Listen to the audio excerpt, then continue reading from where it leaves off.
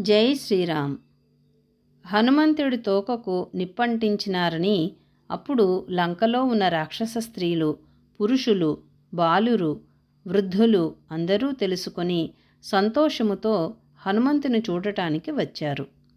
క్రూర రాక్షసులందరూ చేరి ఆ పరాక్రమవంతుని మళ్లీ తాడుతో కట్టినారు. అప్పుడు హనుమంతుడు, ఈ రాక్షసులు నన్ను కట్టివేస్తున్నారు, కానీ నన్ను వీళ్ళు నిగ్రహించగలరా? ఈ తాళ్లను తెంచి పైకిగిరి మళ్లీ వీళ్లను చంపివేస్తాను. రామకార్యార్థము తిరుగుతున్న నాకు వీళ్ళు ప్రతీకారం చేయగలరా? దైవము పని తప్ప ఇంకొక పని లేదు. దైవము పని చేసేవాళ్లను ఎవరూ అడ్డుకోలేరు. దైవము యొక్క పనికి పుట్టినవాడు సద్గురువు. తానెవరో తెలుసుకుని భగవద్ అనుభూతి పొందుతున్న వారిని భగవంతుడు పంపిస్తాడు. వీళ్ళందరినీ నేనొక్కడినే చంపగలను. అయితే రాముడు తానే రావణాసురుని చంపవలెనని ప్రతిజ్ఞ చేశాడు. ఆ ప్రతిజ్ఞ సిద్ధించి అతడు సంతోషపడవలెను.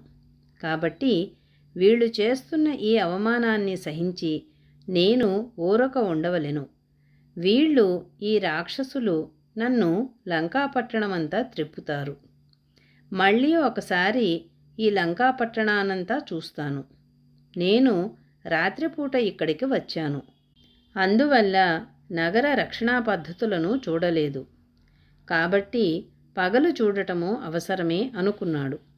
అంతటా సంతోషముగా రాక్షసులు తన ఆకారాన్ని కురచగా చేసుకున్న హనుమంతుని పట్టుకుని నగరమంతా త్రిప్పడానికి బయలుదేరినారు. శంఖాలు పూరిస్తూ, భేరులు మోగిస్తూ, సింహనాదాలు చేస్తూ, భుజాలు చరుచుకుంటూ ఆ అరిందముని హనుమంతుని రాక్షసులు వెంబడించినారు. తోక భగభగా మండుతున్నప్పటికీ హనుమంతుడు హాయిగా ఆ లంకాపట్టణ వీధులలో నడవసాగినాడు. జై శ్రీరామ్.